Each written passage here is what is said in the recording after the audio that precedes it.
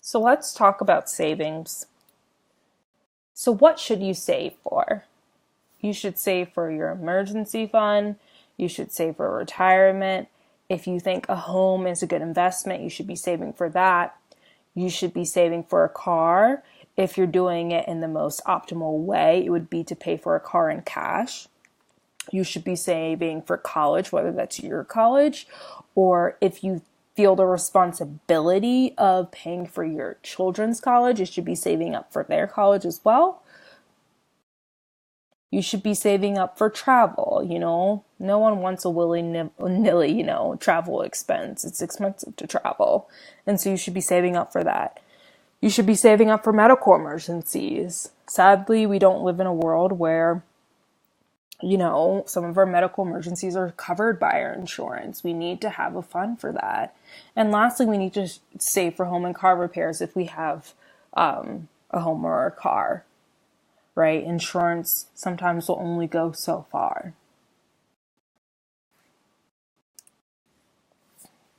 So how much should you save? And this is kind of a bare minimum evaluation. So for emergency fund, you should be saving 3 to 6 months of living expenses. The emergency fund you absolutely need. This is a non-negotiable. You have to have an emergency fund, period. No questions asked. Next is retirement. This is another non-negotiable. You need to have a retirement account and you need to be saving for it. That should be at least 15% of your income, and that can include your employer match. At least 15% of your income. A home, if you're going to buy a home, you should at least have a 20% down payment. And I think we all kind of know this, but the reason is because you want to avoid private mortgage insurance. So that's called PMI, private mortgage insurance. So typically, if you do not have a down payment of 20%, if it's less than 20%, then you will have to pay private mortgage insurance because, if you only have to a bank, it's like, oh, you don't even necessarily have enough money for me to not think of you as a risk. I'm not paying the money back. That's the way they view it. For a car, you should at least have the down payment, right? Our goal is, we want to pay for a car in cash total, but, at least you should have a down payment because that's just the bare minimum of getting a car, right? For college, it's your discretion. So, for example, someone can say, I want to pay for 4 years of tuition for my kid. I'm thinking about it in terms of kid rather than yourself, right? For your own college, you're probably, I want to pay, probably the whole thing, or at least enough to cover maybe getting student loans and scholarships. And then have my contribution to cover the full tuition, right? But if you're thinking about kids, it's your discretion, right? It's okay, I want to pay for 4 years for my kids or tuition specifically, or I'll pay for literally all their expenses in college, right? Their tuition, their room and board, their books. I'll even give them an allowance to party. Or you could say, I'm only going to pay for, 2 years of college. They have to go to community college for 2 years, and then I'll pay 2 years to go to the amazing state school. Whatever, it's your discretion. Travel, it's your discretion too. If you don't like to travel, that's cool. If you love to travel and you're going to go to Barbados 1 year, and then you're going to go to the Philippines the next year, and the next year you're going to Croatia, and then the next year you're going to Zimbabwe. Okay, you travel a lot. You need to kind of figure out how to budget for that. And you know how much you like to travel. If it's okay, my family's going to go to Disney World. That's an expensive trip. Or, we're just going to go to the national park and go camping and travel. We're going to drive to Wyoming and we're going to go to the national park. These are different levels, right? But they all cost money in some senses, so it's your discretion. Next is medical emergencies. Again, that's your discretion. I would think, you kind of want to have a mental, kind of $1,000 mark for that. Because even the smallest medical emergencies in some senses can be so expensive, right? Just think if you have to go into an ambulance or whatever. So it's your discretion, but you want to have a little bit of money socked away. You can think of maybe your emergency fund as funding some of your medical emergencies. Say if you have 6 or 7 months of living expenses as your emergency fund, then yeah, okay, that's enough cushion probably for your medical emergencies, but it is your discretion. Next is home and car repairs. That's again your discretion because it is based on the age and value of your home or your car. So like with my 2008 Saturn Vue that had about 150,000 miles, it's like, okay, like, yeah, I could budget for car repairs, but let's be real, the value of this car is like $2,000 at most. Does it even really kind of make sense to budget for car repairs at this point? Maybe it does, right? And then homes, right? Like we often want to renovate our homes. And I know this, and I'm sure you guys know this because I literally started my blog, The Home Blueprint, based off of just home design and decor because I love that and I love real estate. But, it costs a lot of money to renovate your home. It costs a lot of money to do some repairs, right? Like what if the air conditioning stops working? You need a new boiler. You need a new washer and dryer. Like all these things cost a lot of money and it's very strange, but they do. So you need to think about that. And it's your discretion. The age of your home and the value of your home. So where should you put your savings? So we went over the various asset classes in our net worth section. And we're also going to talk about, some of these accounts in our bonus section, savings to investing. But let's just talk about these ones right now. Some good accounts that I think are places you should put these various savings. So the emergency fund. I think that you should put your emergency fund in a high yield savings account. So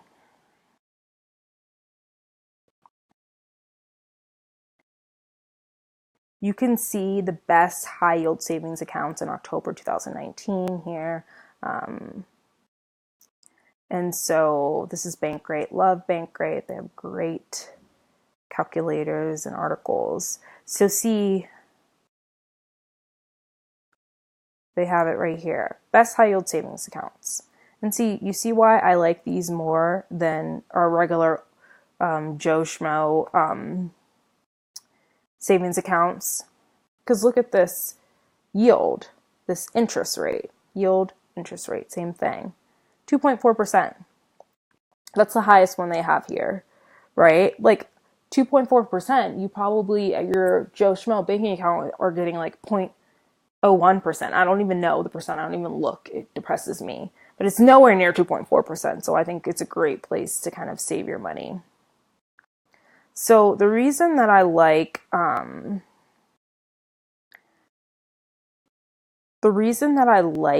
it in the high yield savings account instead of what we're going to see later as a CD. The reason I like it there is because you don't want to kind of be in a time frame, right? With a CD, a certificate of deposit, you have to put your money into that account for a specified period of time.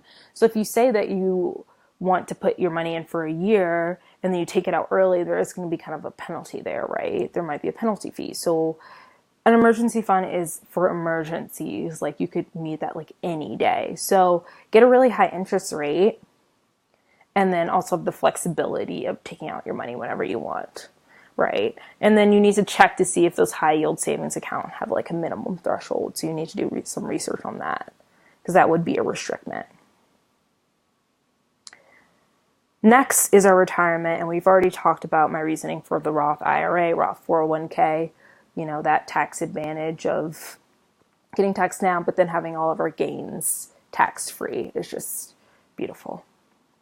Next is our home, and then let's talk about home and car in the same vein, where again, certificate of deposits are really great because you get a high interest rate. You have to put your money in for a specified period of time, but to be honest, it might be helpful for you to know that like, okay, I need to save up for my home and my car, And I'm just gonna have to like put it into this account, and I'm not gonna be able to touch the savings in a year, or I'm gonna get a penalty. Why would I pay a penalty fee? So it'll kind of like force you to save. And so let's check out some CDs here. So I think this is the best CD rates for October 2019, also Bankrate. So see, we have Sallie Mae, so 2.35% is the highest one we see here. Not as high as our 2.4%, but still like a really, really good deal, right? And in general, I think like on average, these percentages are kind of like higher in general than a high yield savings account. We just saw like the highest one at 2.4%, but on average the CD rates is higher because, well, they're keeping your money. They have a specified period of time that they keep your money. So we see the interest rate we would have. We see how long we have to keep it there. So, a year. Okay, cool. I'll keep my money in there for a year if I'm saving for a house or saving for a car. And then, but you see here, there could be a minimum deposit. So you can sort for that. So if you want to say that you don't want to have any minimum deposit, we see right here, like the highest ones, like Discover or Barclays, has a pretty good deal. So Barclays, okay, I only have to keep it in for a year. It's 2.25%. And it's also, it says member FDIC. You want that because you want the FDIC, the government entity that manages kind of these banks. You want them to back it. You want that government support. And so, I don't have to put anything down. No minimum deposit. Yeah. And then over 1 year, it says your estimated earnings is going to be that. Oh, I kind of want to go back to that. Oh, I did a lot of crazy things right there. But see, so this interest earn calculation is based on a $25,000 deposit. So you're going to have to calculate it your own, and there's different calculators that will calculate how much interest you'll earn by having a CD, but whatever. So what I would do is say, okay, I want the highest interest rate, duh. And then I also want to like not have a minimum deposit. So like what we were saying before, this Barclays one looks really good. I would probably in some senses want the least amount of time, right? Like, why would I go with Discover? You see what I'm saying? Why would I go with Discover when it's the same interest rate, right? It's less risk to me if I can take it out after a year if I really need it. So actually the Barclays looks better, right? Because I'm getting the same interest rate as them. Discover should have had a 2.3% interest rate. But see like how also when you look at this, it says, these seem like really, really good, but in some senses you have to it's kind of annoying because you have to have a minimum deposit of $2,500. So that would suck, if you don't necessarily have that, but if you do, it's awesome, right? And so then you kind of look at this one compared to this one and you say, this one isn't even rated or whatever. I mean, it's fine because it's FDIC approved, but think about it though, like, wait. Why would I go with Merit Bank when they have like a $25,000 minimum deposit? Sallie Mae only has $2,500. I get a higher interest rate for the same period of time. So I would make technically more money even if I had $25,000, which is literally this calculation is that $25,000 deposit. So I would make more money even if I had the $25,000 deposit here. $3 more, but $3 can get you a lot of things. $3 can get you an ice cream cone to make you feel better about life. So just look at these things and evaluate them. So next is college. So there's a thing called the 529 plan that has some tax advantages. So I would definitely look into that 529 plan so that you can invest your money. The 529 plan allows you to invest your money also to increase how much you have in savings for college. So that's a really beautiful benefit too, is that, okay, your money could actually grow so that we've seen the calculator, we've seen the investment calculator now, or we should have seen it. We've seen it, it's a beautiful thing, right? You can end up with having tons and tons of money in the future by the magic of compound interest. So the beauty of the 529 plan is that you can use compound interest to have more money in it. So technically you would have to contribute less to the 529 plan on average, right? Obviously, if you start planning for your kids' college future payments, like a year before they go to college, okay, fine, like you don't know what's going to be happening with, like, say, the stock market or whatever. But if you start, like, even 10 years before, on average, you should be getting a decent return, right? You should be kind of on average hitting our 10% mark of the S&P 500 index fund, if that is what you choose to invest in. So next, travel.